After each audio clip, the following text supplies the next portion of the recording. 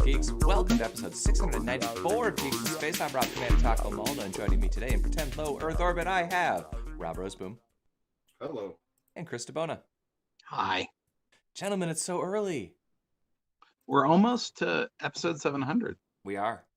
We should have like a big, like everybody on. So I actually was miscounting for a while too. Like the last 4 episodes were off by like 20. At some point I flipped the digit.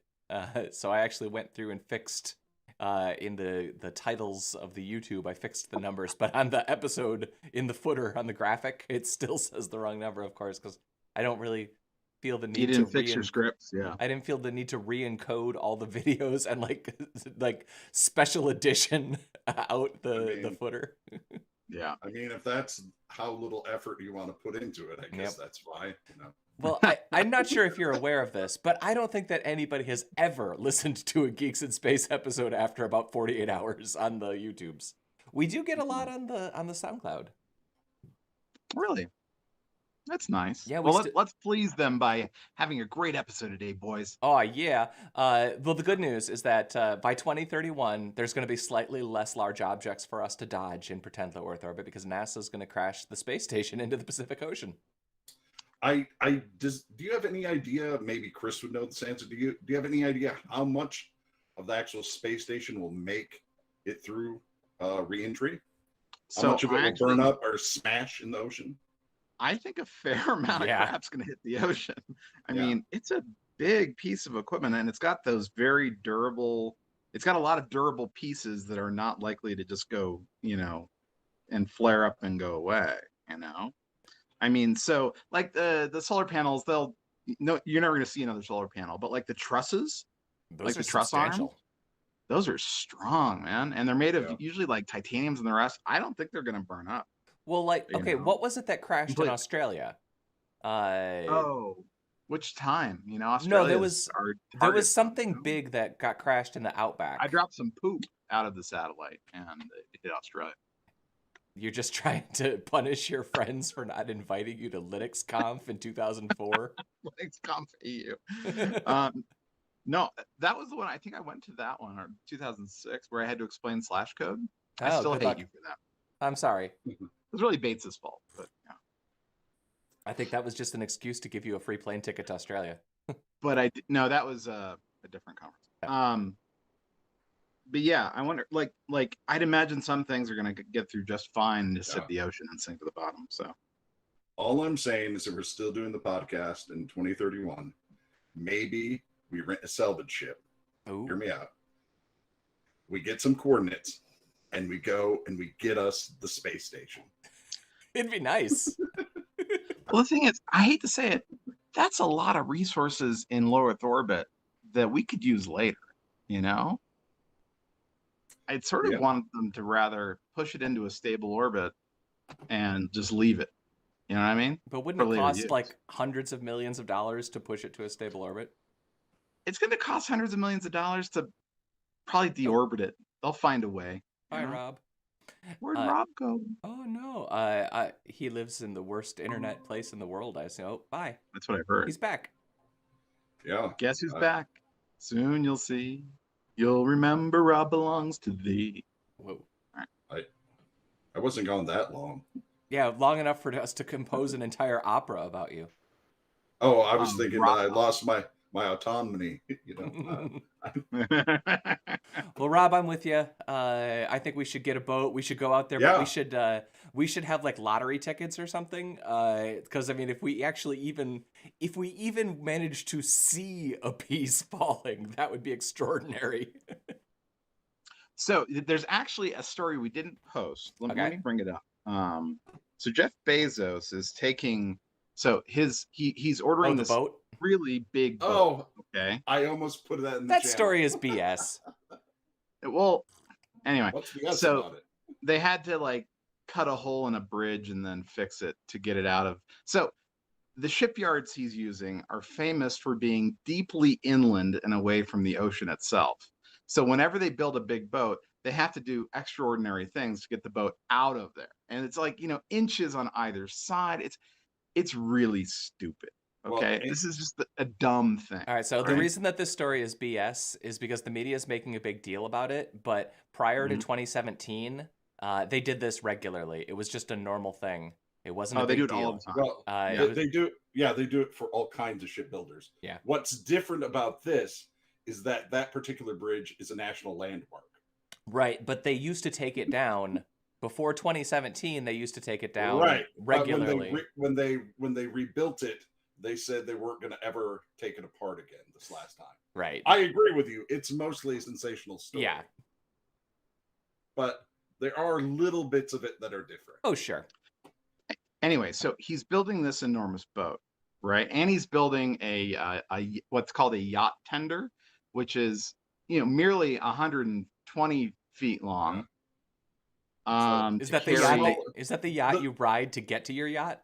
No, it's the smaller provisioning boat. It has a second helipad. It's got all the tenders. It's got, the extra crew that you don't actually want on the boat most of the time.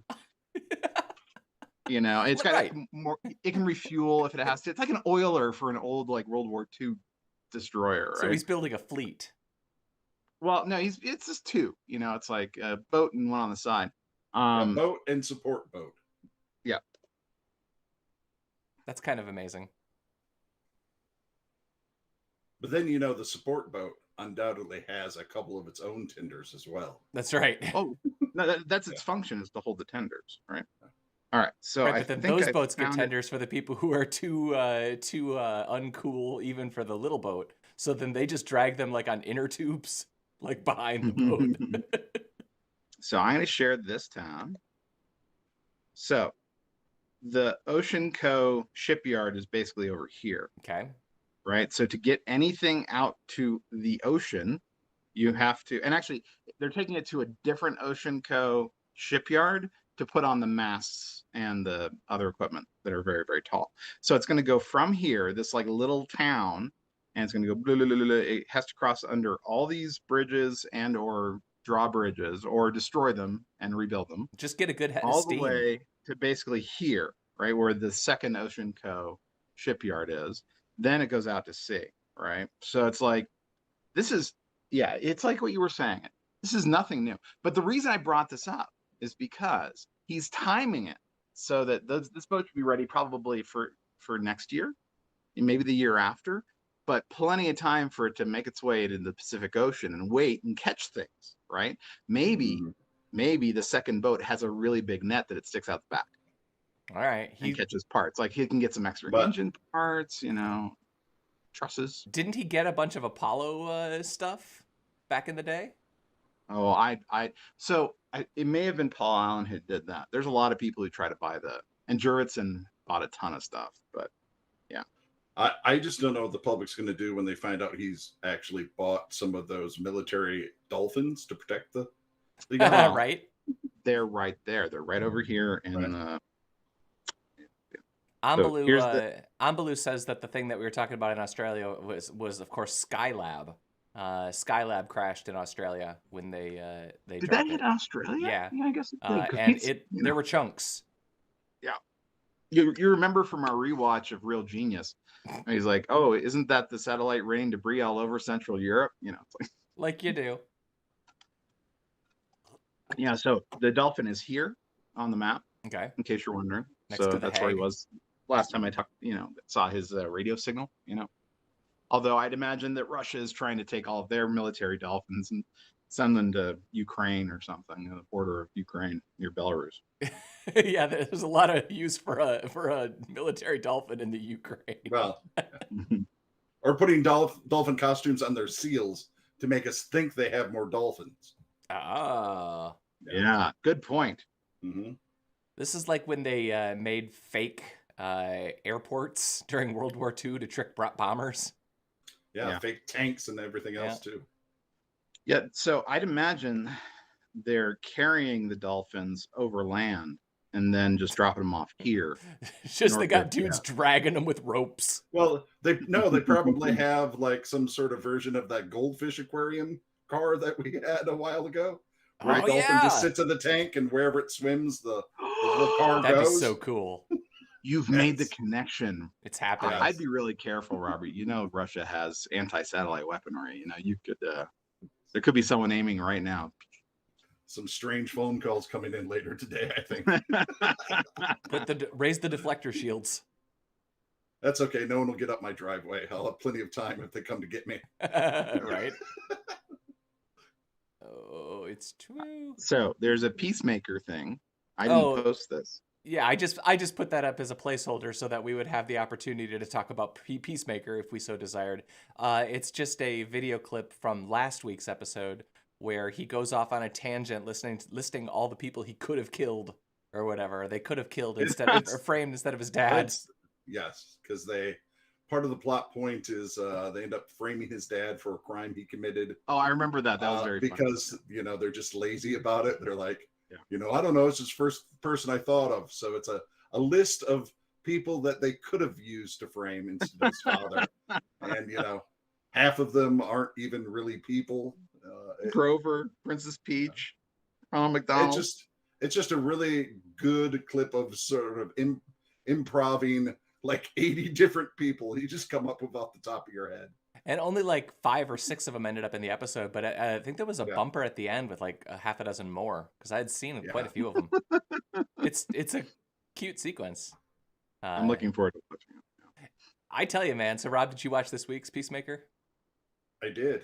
I thought that last night's episode had some of the coolest stuff ever in the show, but it was pretty clear that they were padding a little bit of budget on that one. Do you think? Yeah. Was it their boxing episode? Sure. Well, okay. Here's my other question. And Rob, you are more familiar with the world famous wrestler John Cena than me. Can he actually play the piano? Barely. I actually was wondering that. I don't think so.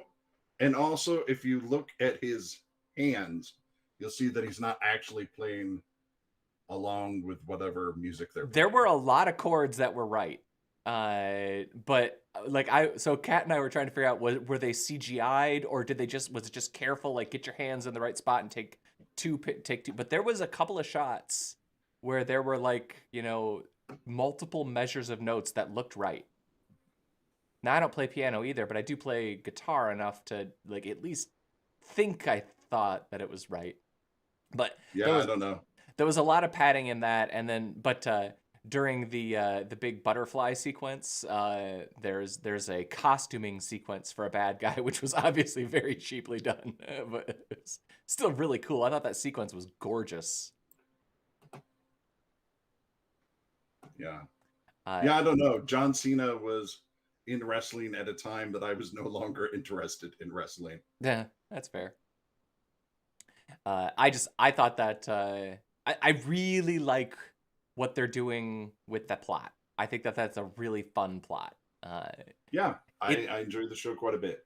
It's really cool to see something that isn't, you know, we're dropping a city, or a god is going to destroy a planet, or like it's not like, you know, the galaxy stakes. Even Starro the Conqueror was like so large. It's nice to see something that's kind of small as the bad guy, but they made it really cool in this episode.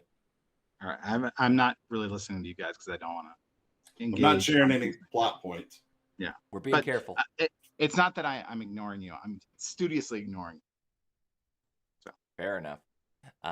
Well, it's definitely my favorite thing that's coming out right now, and that's saying something since the last 2 episodes of Boba Fett were basically 100% fan service designed to appeal to me. Yes, very strange. Although this episode of Boba Fett at least had a probably 35-second clip with Boba Fett in it. Yep. So, but he didn't talk. This one actually, he talked a little bit. Did he? I think he had a couple words. Right.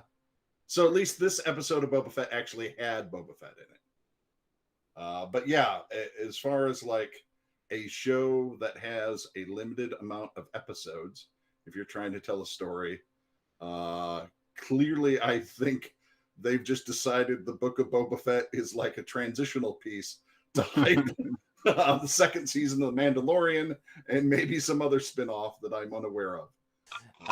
Well, the Ahsoka. So there's an Ahsoka spinoff. There's a Jedi Academy spinoff in development. And I mean, yeah, it's. So I said this in chat, but I think the mistake that they're making is that when they made Clone Wars, basically that entire show, once they got up off the ground, the entirety of Clone Wars is basically little 3-episode story arcs. And there are 3-episode story arcs that don't have Obi-Wan in it or don't have Anakin in it. Like, they will go and have, here's a 3-episode story arc that's just for Ahsoka, and here's a 3-episode story arc which is literally just a bunch of robots or a bunch of kids that are Padawan learners learning about their lightsabers or whatever. Little short story arcs. It all existed under the umbrella of the quote-unquote Clone Wars, because they were all characters that were having adventures during the Clone Wars. And I feel like this season of Boba Fett is actually that, except that they made the dumb decision to take the Boba Fett flashback scenes, you know, the Sarlacc pit stuff and the Tusken Raider stuff, and edit those in as back-to-tank flashbacks into the present day with him forming his mafia family. So those that should have been 2 separate 2-episode story arcs, and then this Mando, and then this week's episode, which I guess we'll just spoil it. Luke Skywalker, R2-D2, Ahsoka Tano, they drop everybody into it that they have in Grogu, of course, yeah. They pay off the delivery, the package that he made with the Beskar spear. And, I mean, yeah, I couldn't help but watch that, and like I said in the channel, like, it's a good thing that they gave him a mithril shirt, because that will protect him from the orcs and Tatooine. Yep. You know, like that is. I couldn't believe that his gift was basically a mithril chain shirt. I just thought. Yeah, I wish it looked a little cooler. It wasn't so much spot on Lord of the Rings. Yeah. You know? Well, Lord of the Rings had a little embellishment at the collar. Yeah, this was even more boring. I'm sure that there's like some fan art of Yoda somewhere wearing chainmail that inspired it. And CGI Luke looked really good. I really thought, close for quite a bit. There were a few scenes, obviously, that you're like, oh, that's not a real person. It isn't quite there yet, but man, is it close. I think that there's another thing that I don't think that we've really termed yet. We have the term for the uncanny valley, and we know what that is. But there's also and related to this, there's the notion of the COVID movie, where you can see like movies and TV shows now that are clearly shot and edited to account for the fact that you have less people on stage, fewer people working, people are farther apart, there's fewer extras. Like every show kind of feels like that, like a ton of them do now. Like you can feel there's whole movies now where it's obvious that they designed these movies to be shot, you know, with skeleton crews and all these extra restrictions. And I feel like there's an equivalent of that for shows like this, where they are obviously editing and shooting to avoid close-ups of Luke's face talking. Yeah. Right. So a lot of shots are framed kind of weird, like Luke standing way back in the background, but Ahsoka in the forefront, stuff like that. It has a weird. It's noticeable what they're doing. So I'm trying to think. So Book of Boba Fett happens just about the same time as the Bad Batch, right? No, Bad Batch takes place like maybe halfway between episode 2 and 3. Well, no, but Boba Fett, Bad Batch is right after episode 3 because Order 66 has gone down. Right. And this all takes place. Book of Boba Fett all takes place after Return of the Jedi, like 5 years later. So this is 20 years after that. Okay. All right. Well, I mean, relatively closely. Like my point was, everyone showed up from Clone Wars this episode, right? Like Bane showed up and everything too. Yeah, Cad Bane. So I just was wondering why no love for the Bad Batch, because they've included everyone else who's in almost any Star Wars property into this episode. Well, why not include the Bad Batch? I'll tell you why. It's because in the Clone Wars mythology, all of those people are supposed to be genetic variations on Tamura. Right. So then you just kind of like, what? Are you going to de-age and CGI the worst actor on your show and make 10 of them? Why not? Also, they put in a long time. Well, at the very end, he's going to ride the Rancor into battle, of course, because they said it. Way back in the day, they used to ride Rancors into battle. I will do that too, then, because I am also super badass. Yeah, but there's only there's not very many episodes of the show left. One. They're gonna have to. Oh, is it? I thought there was 2. I think it's just one. Really? They're gonna tie up every. Ugh. Well, okay, they don't have to tie anything up because there hasn't really been any plot in the present day. All they have to do now is go to whichever Pike Syndicate guy they want and say, we're bad, and have some stupid, really slow chase scene and shoot them, and then it's done. Because the whole thing has just been them getting together their little army. So the episode 7, all they basically have to do is let you know if Cobb Vanth died or not. They have to have an encounter with Cad Bane, and maybe Cad Bane represents the Pike Syndicate for the purposes of our season finale. And by little, you do mean little, because there's Boba Fett, and then basically 3 captains, right? Yeah. There may be 4, but one of them's maybe dead, and some townsfolk. Yeah. The ones that survived fighting the desert dragon. Yeah. The ones that lived from the crate battle. So they are going to take on the universe's most powerful crime syndicate. But don't worry, they've got 4 kids with scooters. Yeah, whatever. Yeah, so they've got about 15 people in their army. They're going to take over the planet somehow. That's going to be episode 7. Yeah. Let's talk about mail trucks. Let's talk about mail trucks. Boba Fett depresses me. Oh, see, I thought that episode was that episode was made for me. I just want to watch that as my show. Training Grogu and arguing about the Force. So, first of all, I think we can all agree this looks like a platypus. It's adorable. I think it looks a lot like the Homer. To tell you the truth. Doesn't it? It's like the Homer meets a Pope Mobile. This is great. Yeah. Perry. And reading I thought this was supposed to be like a hybrid or something. I mean, well, that's what they promised. But then when you read the article, you find out like a percentage of them were supposed to be electric, right? And then it turned out only like 6 or 10% were actually electric. and this gets I couldn't believe that this only got 8.6. I thought miles to the gallon. I thought, oh my God. Yeah. This certainly that has to be worse than the old ones, but no. The old ones got 8.4. Yeah, the old ones are bad.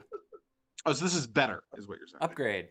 Yeah, kind of. But it just, I look at this story and so a defense contractor gets to build all these, right? Yep. Because yeah. it's the government. Oshkosh versus Grumman were the current builders. Right.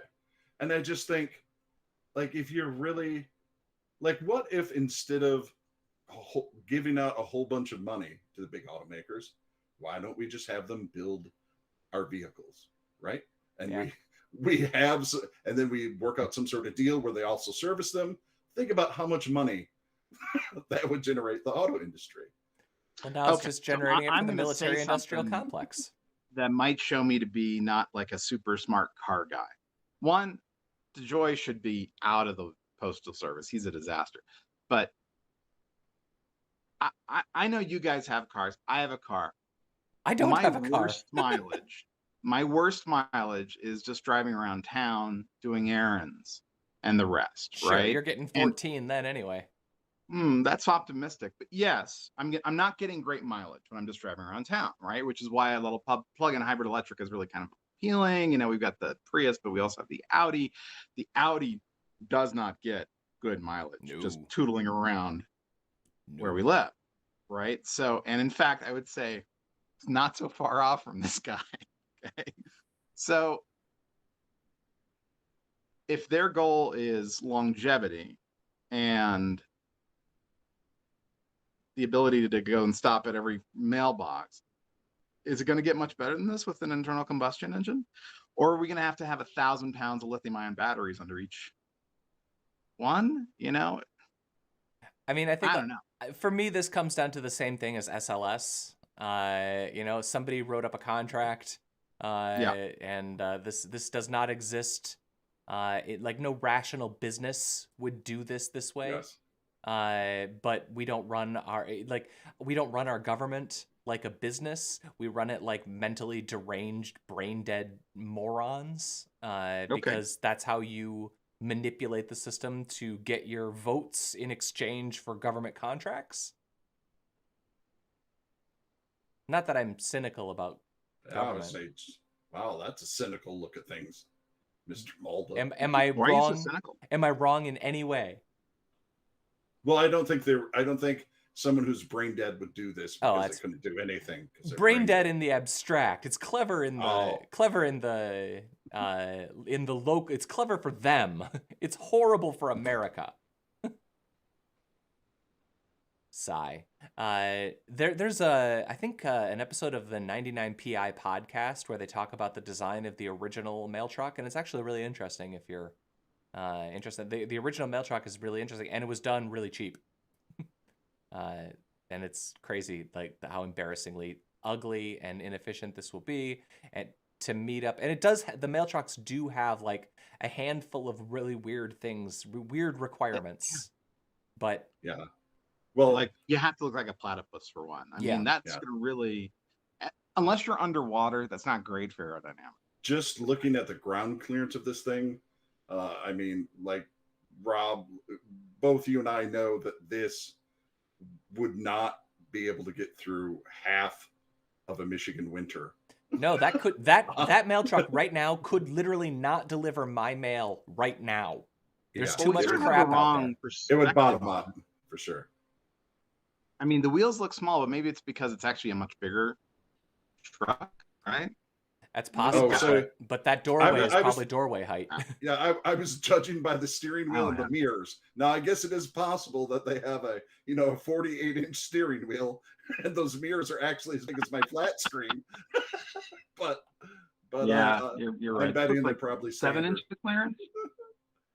Yeah, I mean, like right now at my house, we got about a foot of snow, and while the roads are cleared off, this is presumably going to go towards mailboxes, and particularly here, anyone who lives, well, I imagine same anywhere where there's snow. Once the plow trucks go by, even if you have plowed out the mailbox, the plow trucks will come and just bury everything again. Yeah, I have to like lean out my window as far as I can to get into my mailbox because there's like there's a 2-foot pile of snow right next to the mail. Yeah, so this thing would not, at least in my eye, is not good in winter. But it's probably really good on the track. Yeah. Well, it does get 0.6 miles to the gallon better than its predecessor. So, yeah. It's true. Let's see. You guys each put a bunch of stuff in right before we click record, right? Yeah, the mail truck is one of them. Yeah. What's the quantum space cislunar platforms? Oh, that's kind of a cool story. So this guy wants to basically make a whole bunch of pit stops between here and the moon. So you can go and maybe relieve yourself, get some snacks, that sort of thing. Once you're headed to the moon to live on your moon colony in the future.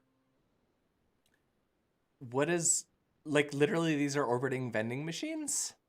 No, dude, they're stop-offs, I imagine, where you could refuel, where you could get repairs done, stuff like that. I mean, it's only like 3 days to get to the moon with Apollo era tech, right? Well, I imagine in my head when I read this, what I figure is someone figured out how much money it would cost to carry fuel, and figured out that this would probably be cheaper than that. Well, that's a big thing with the SpaceX stuff, right? Like they have like the whole thing, like part of their deal about their Mars explorations is that they have to like, I don't even remember how many it is, but they have to like do like 8 launches in order to get enough fuel up to space to send their Starship to Mars. It's like Yeah. it's kind of like what? The math on that seems really weird. So I guess that maybe this is in the same vein as that. But I always thought that the only way that would really work out would be as if you could generate fuel on the moon and then launch fuel from the moon. Because then you're still paying the price to escape gravity. I don't know.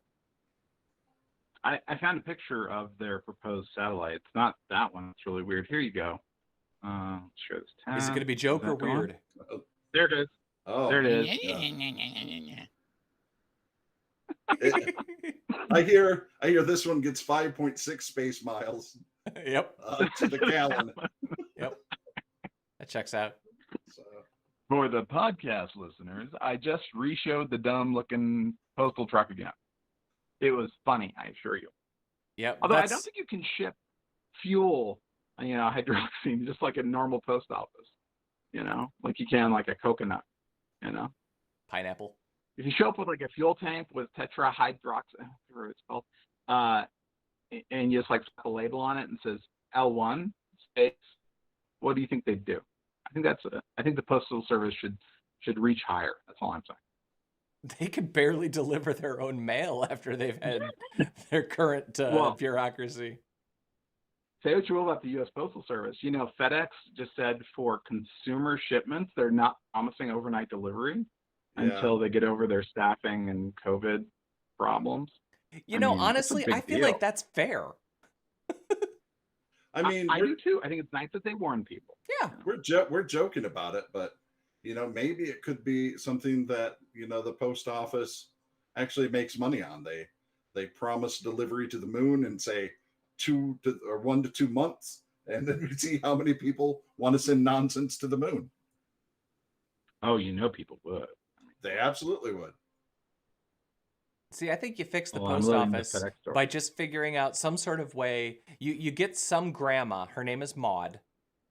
She's like in her late 50s, but she's seen some things, and she just sits at like the mail sorting facility, and anything that she says is junk mail goes back, and there's like some small fine. So now we don't get our junk mail. So our mailboxes are less. We save all the fuel for the delivery fees. What am I gonna use to start campfires with? It's true. You could light a truck on fire, maybe. I need junk mail. All right. Well, then you can have your junk mail. Maybe this has to be an opt-in thing. It's funny because it's almost like there's a Pony Express metaphor. The Pony Express only operated for a little while, but it got mail from the East Coast to the West Coast through extraordinary means. If we have the level of, colonization of the moon, shouldn't there be a Pony Express type service that takes a long time, may not even get Snowshoe Thompson, might have to go through the Alps, but the Rockies, it'd be great. There is precedent for this, Rob. You just have to be ambitious. That's true. And Amblue does point out that junk mail is a profit center for the post office, but it's also a net loss to society, so it should not be there. But I'm idealistic. Yeah, I look at junk mail like people I don't want to listen to on Facebook, I guess. I don't understand what the big deal is. If you got junk mail, you throw it away. Who cares? You could make an argument that it's not good for the environment. That's for sure. Yep. But I wonder of all the things that we do that aren't good for the environment. For sure. I just I'd imagine that's the reason why their earnings were down so crazy the other day. It's weird, man. I feel bad for them. No, I don't know about that, but worst drop in nearly a year. That's Facebook kind of bad. Pretty bad. Is what I didn't post that story, but what Facebook was down $10 billion, and they were blaming mostly the Apple security changes. Is that what they were blaming? That seems pretty sketch. They attributed 10 billion of their losses to that. I think that's what the number was. Can I tell you the unusual thing about this? Facebook should always have a good Q1. All the ads that run around Christmas should basically shove their Q1 so high that this should not be a problem. So I don't know what's going on. It seems weird, right? So unless the Apple thing actually is such a substantial thing, because that would have been rolling out September, October, and that nukes their maybe December. I mean, I'm not connected enough to the ad industry anymore to have any super insightful stuff to say on this, except that they want to know everything. And it's the more you know, the more profitable it be. Yeah. I don't know. So weird. Super weird. I'm going to say some stuff after the broadcast. Oh, I'll promise that I'm definitely not still streaming. Yeah, that's a great idea. I don't need a job, right? No. Hmm. All right. Do we have anything else on the zone? Nope. Nada. All right, gentlemen, then let's say goodbye to the internet. Fare thee Goodbye, well, internet. Fare thee well, Robert Wisboom. Goodbye. Toodaloo, Chris DeBona. Toodaloos. I was Rob Commander Taco Malda. That was Geeks in Space. We will see you next week with more news.